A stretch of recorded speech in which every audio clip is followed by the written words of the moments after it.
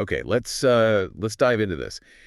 The way artificial intelligence has just exploded into creative fields is, well, it's pretty mind-blowing, isn't it? Absolutely. It feels like just yesterday, AI in art or music was pure science fiction. Exactly. And now it's really here, it's happening, sparking a lot of excitement, but also, let's be honest, a fair bit of confusion too. It's a huge leap, really, for something based on logic to be making waves in areas we always thought were uniquely human. And the speed. It's not just slow progress. No, it's incredibly fast. We're talking major jumps from basic algorithms to AI that can, well, mimic creative styles, but also genuinely innovate.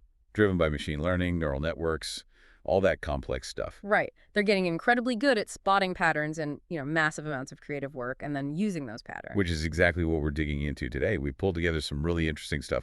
Articles from LinkedIn, Security Blog Careers, Arvisoft's blog, Wix Studio, all pretty recent, August 2024 to May 2025. Yeah, a good range of perspectives. So our mission for you listening is to get past the hype, really understand what AI is doing in creativity now, what it might do next, and what it means for artists. And the big questions it raises, too, about what creativity even is. Definitely.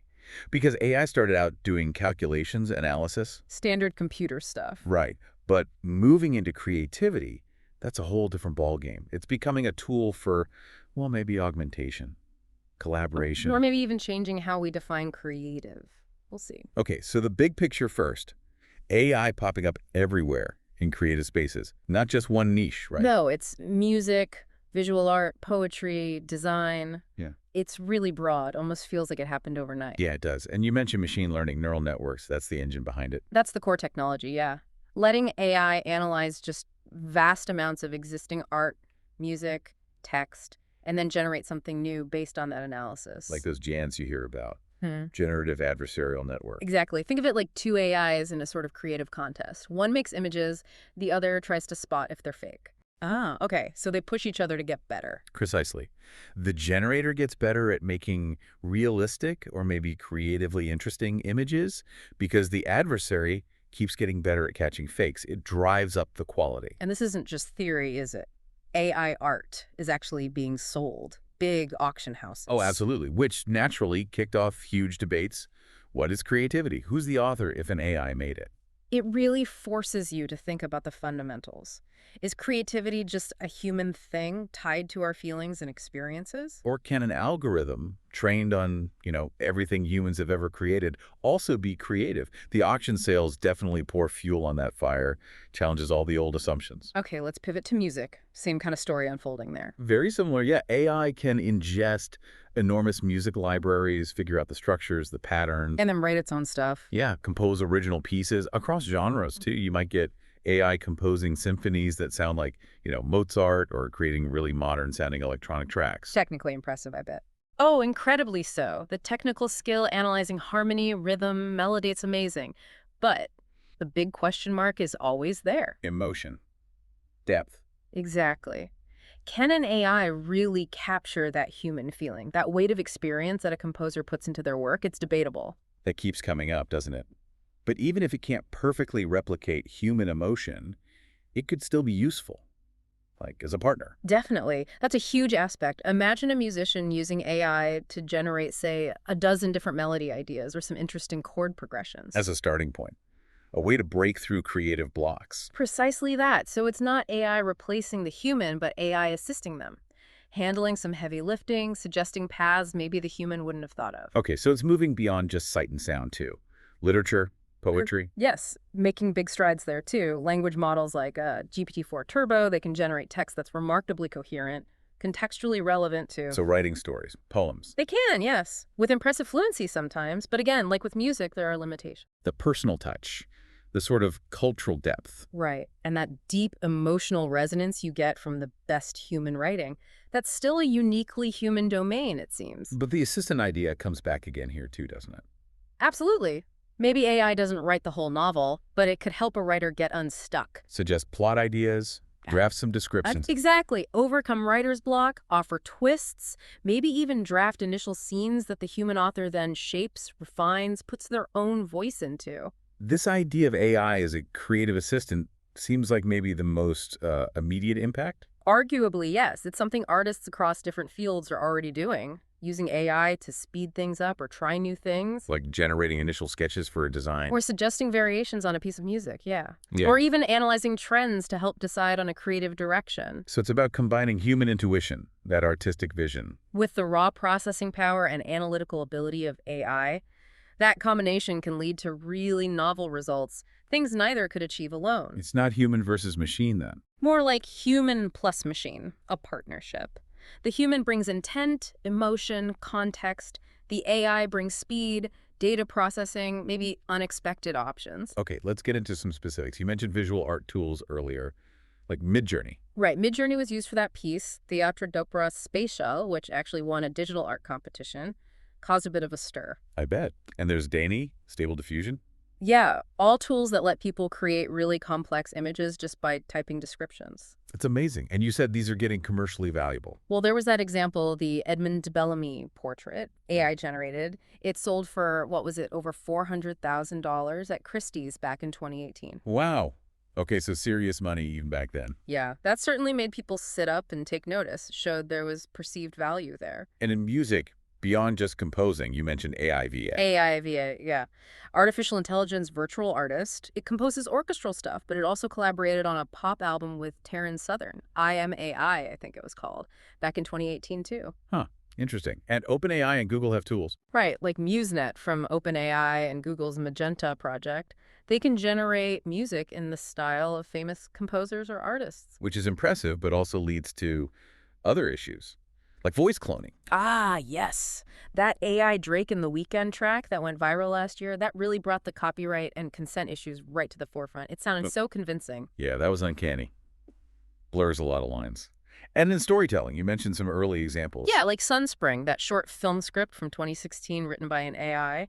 And an AI co-wrote a short novel in Japan around the same time. Early days, but showed potential. And now with models like GPT-3, GPT-4. The text generation is vastly more sophisticated, much more human-like prose. And again, useful for writers as a brainstorming partner. Definitely. Suggesting plot twists, describing settings, even helping with dialogue. It can be a real time saver. Is there data on that, the time-saving aspect? There was one survey, found AI saves professionals over an hour a day on average.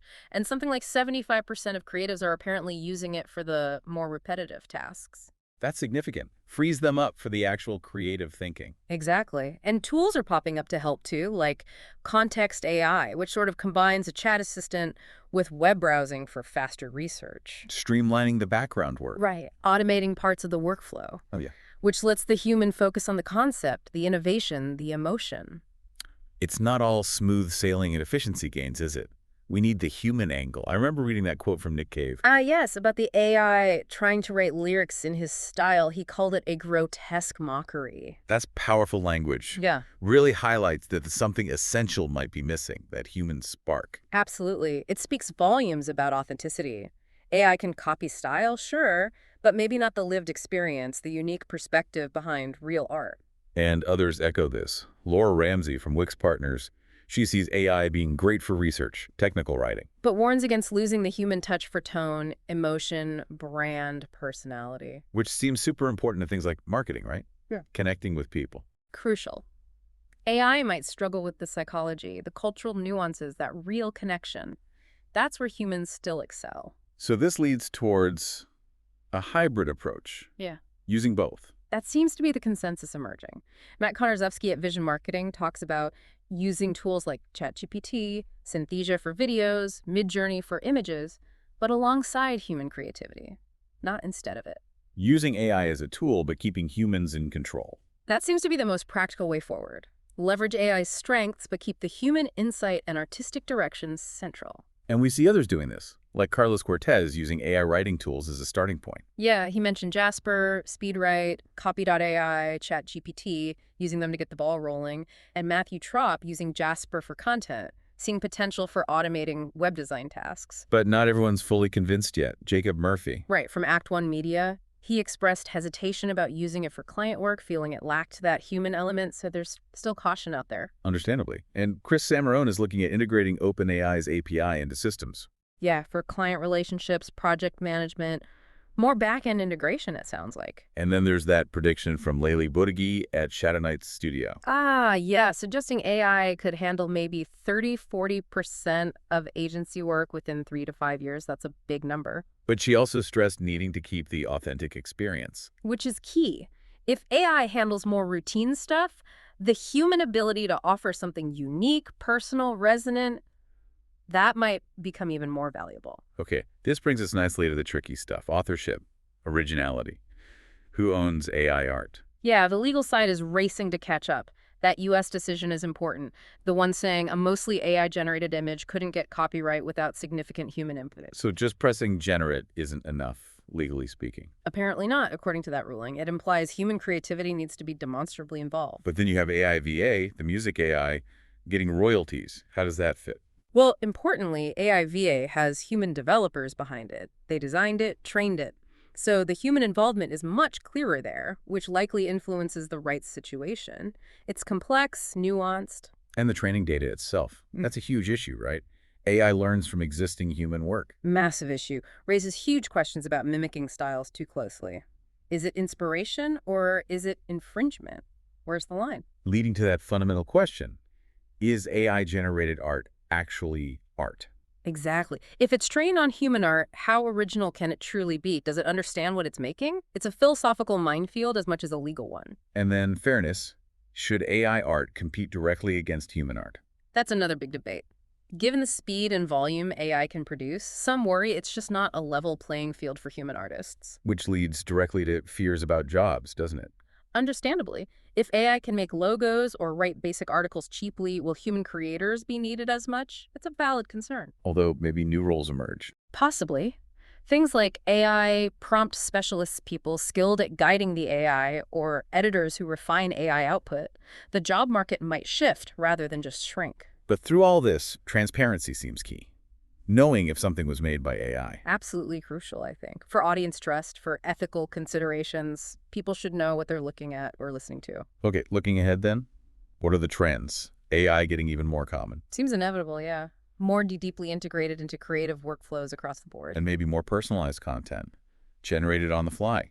That's a fascinating possibility. Content, music, art, stories tailored in real time to your individual tastes or mood. Wild. And more human-AI collaboration, like directing multiple AIs. That seems very likely. Humans acting as creative directors, guiding teams of specialized AI agents for different tasks within a project, orchestrating the AI's abilities. Could we see totally new art forms emerge from this? Almost certainly. Things we can't even properly imagine yet. Interactive AI storytelling, maybe. Yeah. AI characters or influencers becoming creative forces themselves. The potential seems huge. It really is. It could reshape our relationship with art and technology quite profoundly. But going back to what Nick Cave felt, that core human element, emotion, original ideas that remain central. I think so.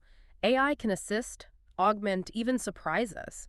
But that deep capacity for empathy, insight, truly novel conceptual thought that feels fundamentally human and irreplaceable. So the future isn't AI replacing humans. More like co-creativity, a symbiosis. Humans and AI working together, each bringing their strengths. Leading to potentially richer, more innovative results. That's the hope, and I think the most likely positive outcome. Okay, so wrapping up, AI is like this amazing, complex, new set of tools, a new palette of colors for creativity. Super exciting. Definitely exciting, but it also comes loaded with some really big questions we need to wrestle with. Opportunities and challenges, hand in hand. Perfectly put. Navigating it thoughtfully, ethically. That's the task ahead. And it leaves you thinking, doesn't it? One source ended asking, was this article written by an AI or a human? Makes you stop. How do we define creativity now? How blurry will that line become? Good, great closing thought. Maybe the real question for everyone listening is, how will you engage with these tools? How will you navigate these ideas? Something to definitely chew on.